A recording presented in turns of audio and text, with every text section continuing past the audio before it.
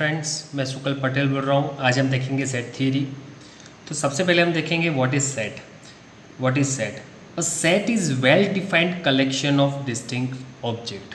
अब इसका मीनिंग क्या होता है पहले हम देख लेते हैं। A set is well defined collection. अब इसको क्या बोलते हैं? वेल डिफाइंड मीन्स फिक्स किया गया हुआ, कलेक्शंस मीन्स इकट्ठा करना, और डिस्टिंक्ट ऑब्जेक्ट मीन्स अलग अलग ऑब्जेक्ट्स। अब इसका मीनिंग क्या होगा हम उसको देख लेते हैं। वेल डिफाइंड मैंने पहले, अब इसके एग्जांपल के साथ देखते हैं। तो देखो हमारा पहला एग्जांपल क्या है। A set of alphabets of English language. अब सेट ऑफ अल्फ़ाबेट्स कौन से हैं इंग्लिश लैंग्वेज में? कि ABCDEFGHIJKLMNOPQRSTUVWXYZ। ओके, तो ये हमारे अल्फ़ाबेट्स है। ओके, तो ये अल्फ़ाबेट्स के अंदर हम अगर इसको लिखना चाहेंगे तो कैसे लिखेंगे? अगर सेट के फॉर्म में तो कैसे लिखेंगे? यहाँ पे करली ब्रैकेट, यहाँ पे मैं लेबलिंग कर लेता हूँ। कोई ए नाम का सेट है जिसके अंदर मैं लिख रहा हूँ ABCD, ऐसे अप टू Z तक लिखेंगे, तो इसको बोलते हैं सेट। ओके, तो यहाँ पे हमने सिर्फ A to Z तक ही लिया है। यहाँ पे हमने कोई भी गुजराती लैंग्वेज के अल्फ़ाबेट लिए क्या? मेरे क ख ग च छ जो हमने कुछ लिया क्या? नहीं लिया है। क्यों? क्योंकि यहाँ पे स्पेसिफिक बोला हुआ है इंग्लिश लैंग्वेज, इसलिए यहाँ पे हम क्या करें? Well defined. इसका मीनिंग ये होता है, वेल डिफाइंड मीन्स यहाँ पे डिफाइन किया हुआ है कि भाई इंग्लिश लैंग्वेज के लिए है। कलेक्शंस मीन्स इसको इकट्ठा करना।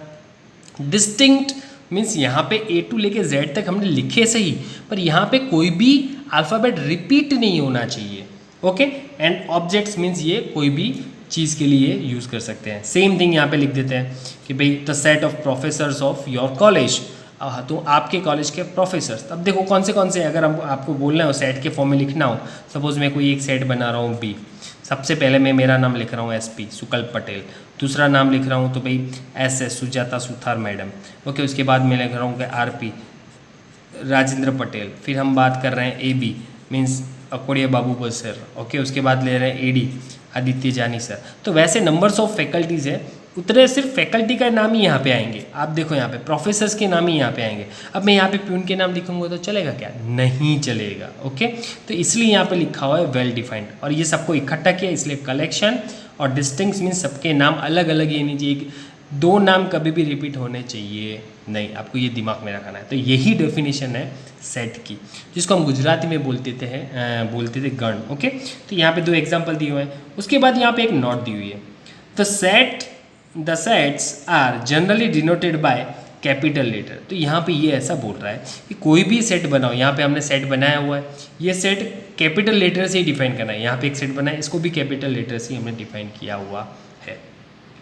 अब हम बात करेंगे कि method of representing sets. Method of representing sets का मीनिंग क्या होता है कि भाई सेट्स को कितनी तरह से डिफाइंड किया जाता है, कितनी तरह से लिखा जाता है। तो आप यहाँ पे दो मेथड है, एक तो टेबुलर फॉर्म और दूसरा जो मेथड है सेट बिल्डर फॉर्म। दो अलग अलग तरीके से सेट को डिफाइन किया जाता है। अब आप बोलोगे कि सर कोई एग्जांपल देके दिखाओ, तो यहाँ पे मैंने एग्जांपल दिए हुए हैं। तो मैंने यहाँ पे एक एग्जांपल दिया हुआ है कि भाई 1 से लेके 10 सुनना ध्यान से, उसमें जो ऑड नंबर आते हो वो।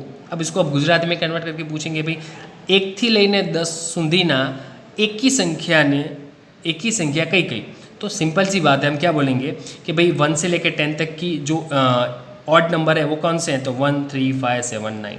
ओके, अब ये फॉर्म में डिफाइन कर सकते हैं सेट को, और दूसरा ये फॉर्म में। अब आप बोलोगे इसको कैसे किया? देखो x where x belongs to n odd number of 1 to 10, 1 से 10 के बीच के ऑड नंबर्स। ओके, तो अब सर ये और ये दोनों में से कोई भी डिफाइन कर सकते हैं। सबसे इजी वाला कौन सा है? तो सबसे इजी वाला यही रहता है कि इसके अंदर हमको इसको सोचना पड़ता है। पर एग्जाम में ज़्यादातर ये जो कंडीशनल होते हैं वही आते हैं, प्रॉपर्टी फॉर्म में होते हैं वही आते हैं, तो आपको याद रखना है। अब यहाँ पे क्या है? x where x belongs to n, इसका मीनिंग क्या होता है? देखो यहाँ पे ज़्यादातर सेट में लिखा होता है। तो x मीन्स जहाँ पे x बिलोंग्स टू n के n के अंदर से लिया हुआ है, इसका मीनिंग ये होता है। उसके बाद यहाँ से स्टार्ट किया हुआ है, मीन्स ये पूरा एक डिस्क्रिप्टिव फॉर्म में अगर उसको समझना हो, x where x belongs to n, इसका मीनिंग है। इसको बोलना हो तो कैसे बोलेंगे? x where x belongs to n। x है पर वो कहाँ से है? तो नेचुरल नंबर। और नेचुरल नंबर कौन सा होता है कि 1 2 3 4 5 6 अप टू इन्फाइनाइट, वो नेचुरल नंबर बोलते हैं। तो मीन्स और पूछा है odd number. Odd numbers means simple सी बात है 1 3 5 7 9। ओके, और किसके 1 से लेके 10 तक के ऑड नंबर। तो ये बोलो या ये दो बोलो, दोनों एक ही है, पर यहाँ पे इसको हम क्या बोलेंगे, टेबुलर फॉर्म बोलेंगे और इसको बोलेंगे सेट बिल्डर फॉर्म। तो ये आपको समझ में आ गया होगा। हम देख रहे हैं नेक्स्ट। अब क्या है नेक्स्ट, टाइप ऑफ सेट्स। अब देखो बेसिक जो है पहले हम यहाँ पे हम समझ लेते हैं टाइप ऑफ सेट। तो पहला है फाइनाइट सेट। फाइनाइट मीन्स उसका मीनिंग क्या होता है, फाइनाइट मीन्स जिसको काउंट कर सकते हैं उसको फाइनाइट। हम बोलेंगे कि भाई सिंपल सी बात है कि भाई हमारे क्लासरूम में बेंचेस कितनी है, तो हम बोलेंगे 21। क्यों, काउंटेबल है। अब बोलेंगे तुम्हारे सर में बाल कितने हैं, तो वो अनकाउंटेबल है। ओके, तो इनफाइनाइट बोलेंगे इसको। तो फाइनाइट और इनफाइनाइट में जिसको काउंट कर सकते हैं उसको फाइनाइट, जिसको काउंट नहीं कर सकते उसको इनफाइनाइट। तो यहाँ पे पढ़ रहे हैं a set having finite numbers of elements. क्या लिखा है, a set having finite number of elements. तो ये सेट है, इसको देखो यहाँ इसको ऑब्जेक्ट्स भी बोल सकते हैं, इसको एलिमेंट्स भी बोल सकते हैं, और यहाँ पे दो कर्ली ब्रैकेट्स हैं। ओके, तो यहाँ पे क्या है कि a set having a finite number of elements. अब यहाँ पे फाइनाइट की जगह काउंटेबल लिखो तो भी चलेगा, जैसी आपकी इच्छा। ओके, तो मीन्स एलिमेंट्स, ऑब्जेक्ट्स भी लिख सकते हो, एलिमेंट्स भी लिख सकते हो। Okay, is called finite set, उसको फाइनाइट सेट बोलते हैं। जो काउंट कर सकते हैं वैसे तो काउंट कर सकते हैं। चलो इसमें देखते हैं, सेट ए के अंदर कितने एलिमेंट है, 1 2 3 4 5 ही है। सर सेट बी में कितने एलिमेंट्स हैं, 1 2 3 4 4 ही एलिमेंट है। ओके, तो ये काउंट कर सकते हैं, that mean it's a finite set. अब नेक्स्ट देखते हैं इनफाइनाइट सेट। अब देखो ये इनफाइनाइट सेट में क्या है, जो सेट के अंदर एलिमेंट्स काउंट नहीं कर सकते हैं उसको हम क्या बोलते हैं, infinite set. A set in which the number of elements is not finite. Finite means count कर सकते हैं, not finite means काउंट नहीं कर सकते हैं। Called an infinite set, उसको हम infinite set बोल सकते हैं। अब देखो यहाँ पे उसके एग्जाम्पल दिए हुए हैं, a इज इक्वल टू 1 2 3 4 5, यहाँ पे डैश डैश डैश डैश दिया हुआ है। इट मीन्स दैट कि ये इनफाइनाइट तक जा सकता है, अनकाउंटेबल है, काउंट नहीं कर सकते हैं। सेम सिचुएशन यहाँ पे भी है, b is equal to x where x belongs to n।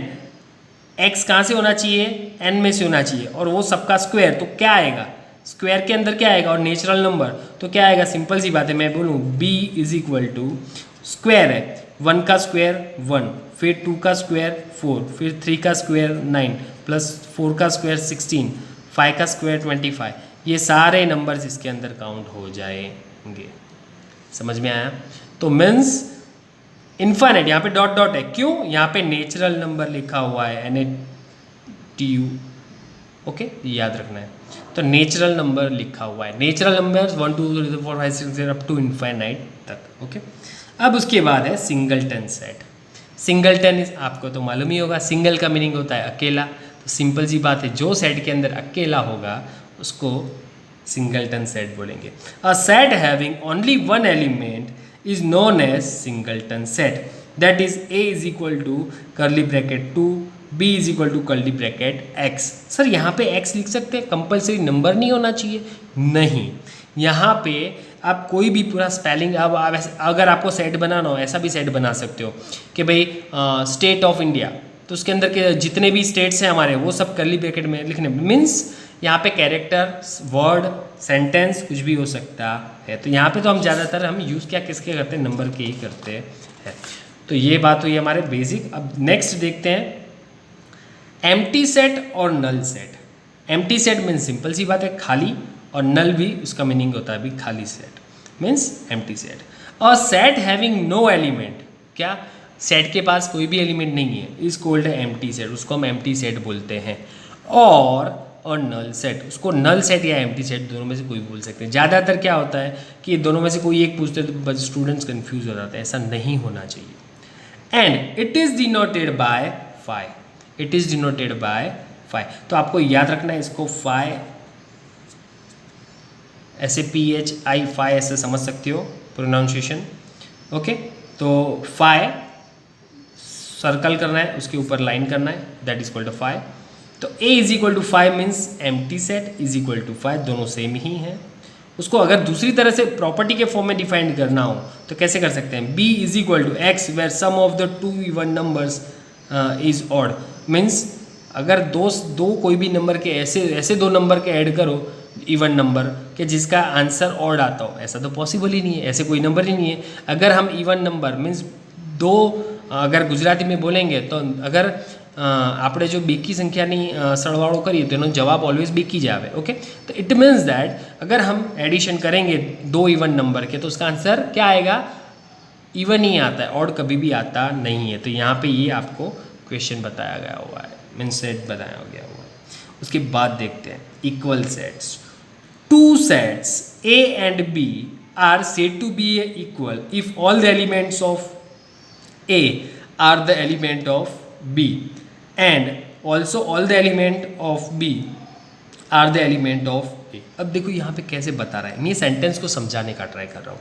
To sets A and B are set to be equal, तो ये तो आप नॉर्मली लिख सकते हो कि दो सेट हैं जिसको हम इक्वल बोल सकते हैं. तो यहाँ स्टार्ट तो यहाँ से होता है. If all the element of set A, तो यहाँ पे all the element of set A के सारे elements are the element of set B, A के सारे एलिमेंट बी के होने चाहिए. देखो 1 2 3 यहाँ पे है क्या, 1 2 3, हाँ सर है. ओके, ए के सारे एलिमेंट बी के अंदर होने चाहिए.